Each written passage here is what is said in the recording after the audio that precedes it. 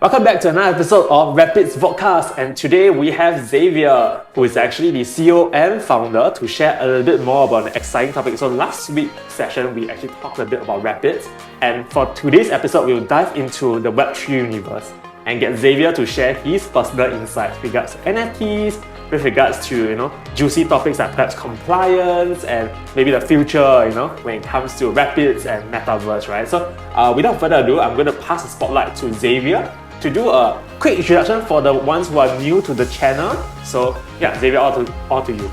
So hi, I'm Xavier. I'm the co-founder and the CEO of Rapidz. So Rapidz is an ecosystem. We provide one ecosystem to facilitate crypto payments, crypto storage, including NFTs. We also empower merchants and businesses who wants to go into the Web3 space. We give them and equip them with the tools necessary to allow them to accept crypto payments, process the payments, to issue tokens for their loyalty programs, to engage their customers using NFT technology as well. Yeah, so basically like a one-stop platform for all your Web3 requirements and needs. So speaking of NFTs, let's talk a little bit more about trends, right? Because this year we see a lot of NFT news coming up. So we would like Xavier to share a bit of his personal insights with regards to the trends that's ongoing and what is his personal take regarding this. Yeah. Personally, I think NFT is something that will stay in the market, and I believe a lot of people are very familiar with this term NFT. It's a buzzword basically, right? So what exactly is NFT? It has been around for quite some time, for some years, and the trends change quite often and drastically as well, because the use cases that are applicable to this technology can be very creative. So it's up to the business how creative they are, how they want to utilize it. They would be able to utilize the technology. So I think most of us are very familiar with NFT when we mention some names like Bored Apes, CryptoPunks. All these are big NFT buzz words as well. Because of these, I think a lot of people associate NFTs with buying, selling, making making money, and profiting out of a trade, right? But actually there's more than that, because this is just one part or one side of how you can actually use NFT technology. Right. An example would be good. I think last year or 2 years ago, there is a trend in gaming. So when we mention gaming, it's like your mobile games, your web-based games. It can be buying a trading card game. Like in the past, there's Magic the Gathering. Right? And they are very popular actually right now. Yeah, they're very popular. So how one of these gaming companies, they actually tokenize every of these trading cards. So every card, it's an NFT itself. So it has certain gaming elements and attributes, and they built an entire ecosystem that the player would just have to purchase the cards or the NFT, and then store it in his wallet, Web3 wallet, and then whenever he wants to play the game, he logs or access the platform, he just signs his Web3 wallet in, and all his cards will be displayed. So it's like a unique card collection. Yes. So the difference would be instead of having the physical card, you have the digital card. But again, there's a difference. The digital card is tokenized, so which means it's an actual product that you can prove that you own it.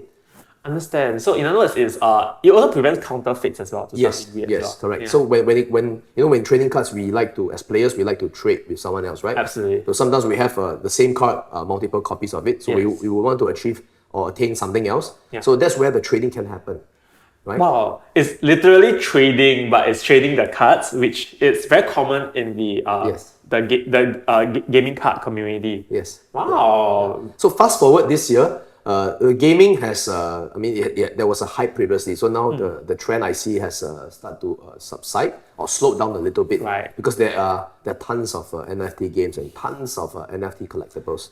So now the trend is actually going into creating tools, utilities, working with AI technology to get to extract the best value out of NFT technology. Is it very similar to there's this Korean app that was going around whereby they help people to create the ideal Korean looks, and then it's also backed by blockchain technology. Yes. So see, the use case is interesting. It's a very standard face editing photo app, but it adds a little bit of a Web3 touch by by allowing the user to actually create that into an NFT. Right. So you have a unique look, basically. Yep. Yeah, okay. Very fascinating. So talking about trends, right? There's also like this trend that's going on whereby you see trends being recycled from, at the early days. Like you see luxury brands also starting to restart their engine to build NFT components. What are your thoughts about this actually? I think they are on the right track again, because luxury brands have to rely on a lot of hype creation, right? They have to jump onto the trend and always be in front of the trend. Right. So right now, the buzzword is still NFT in the Web3 space. Absolutely. Yeah. So the use cases there are a lot of use cases that can be applicable to them.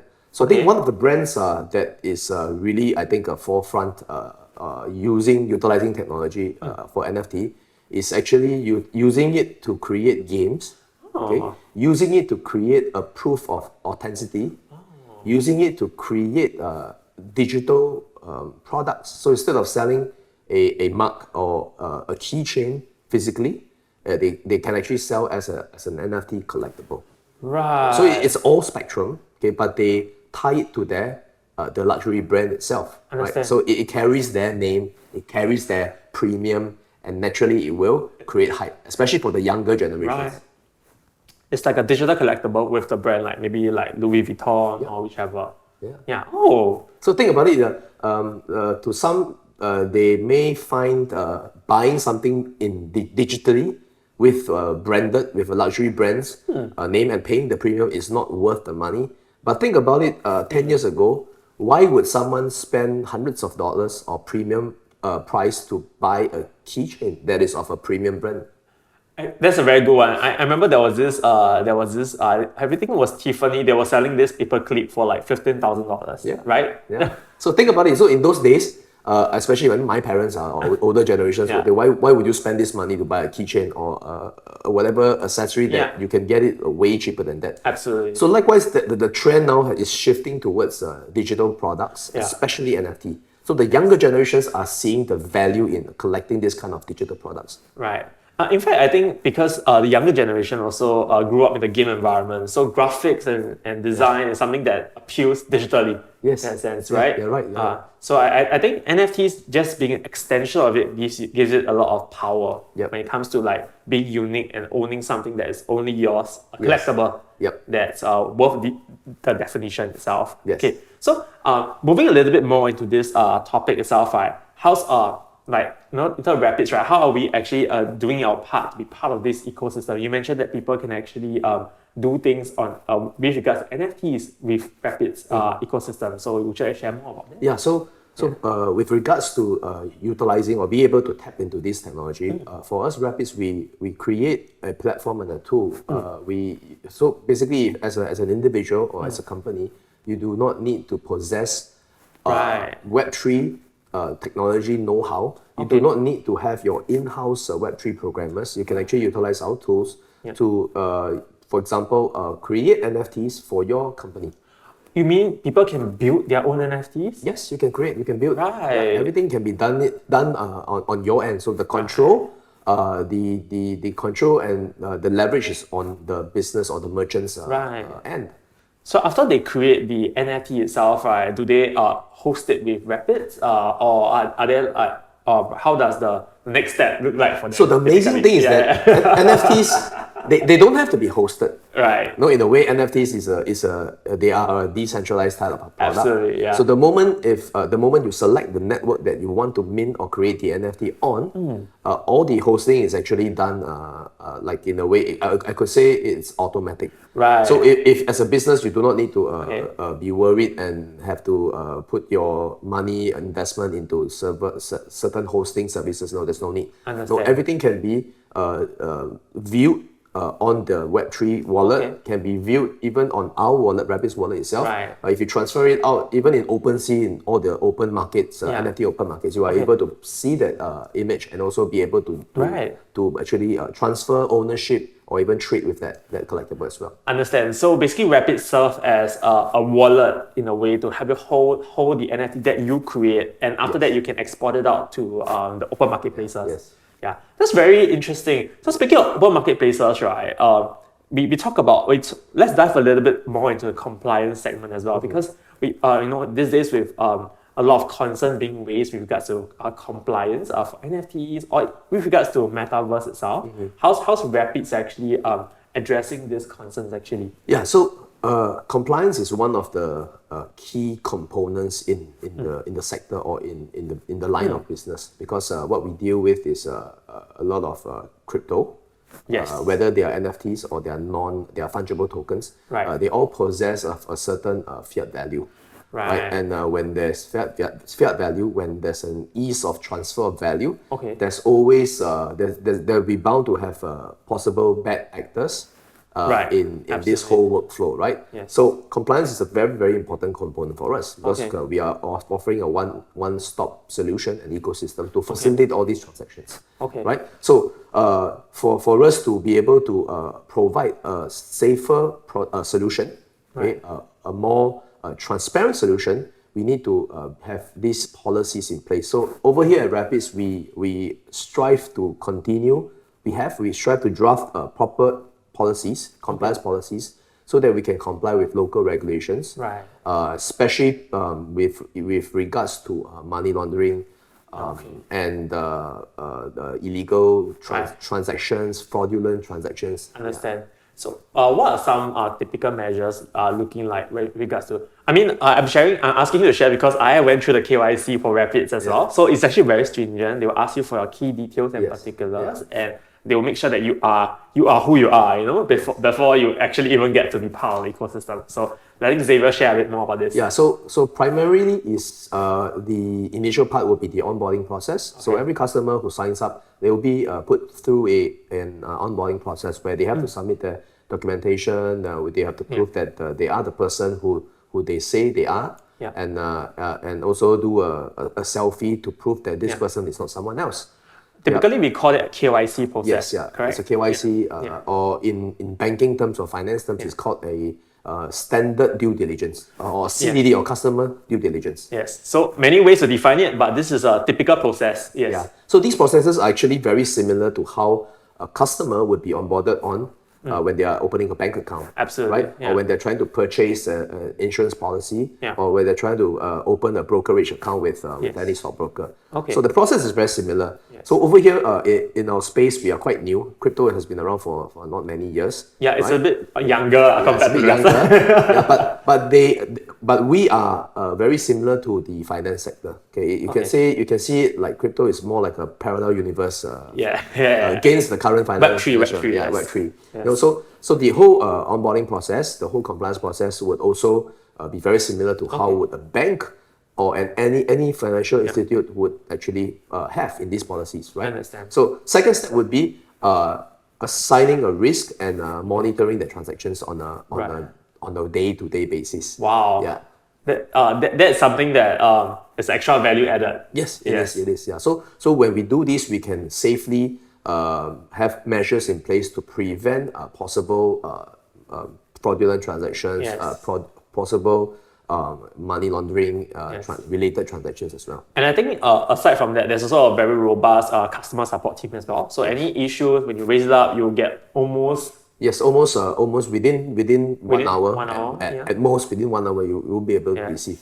So, and aside from that, they also have a very healthy and strong community on Telegram and all other channels. So if you guys are interested, you all can check them out as well. I think, we talked a bit more about NFTs today. We discussed about compliance. So it's a very heavy topic. So let's talk a bit more fun, right? Let's wrap up with something more interesting. So in the next 5 to 10 years for Rapidz and Web3 and NFTs, where do you see this train is going, right? And how does this intersection work? Would you share more about that? Yeah. I think in the next 5 years to even 10 years, the Web3 is going to grow and it's going to become. They're going to evolve quite drastically. Okay. Because Web3 concepts and companies and startups and businesses they evolve very, very quick. Oh, that's very true. Right. Okay. So the one that is going to lag behind is always the traditional side and the legislation. That's true because there's a lot more bureaucracy. Yes, and a lot of limitations as well, Understand. right? Because you have to adhere to certain Structure. framework and certain structure. Yes. So in the next 5 years, it's going to change a lot. Okay, but what I see Rapidz to be would be we are providing something that is somewhere in the middle. Okay, we want to be able to bridge the Web3 or the Web2, the traditional community, to the Web3 side, where they are able to utilize its technology, its creativity in the technology into their own current use case. So what I see is that in these 5 years, it's not just the business concept or the Web3 concept, it's also the legislation and the compliance would have to pick up as well.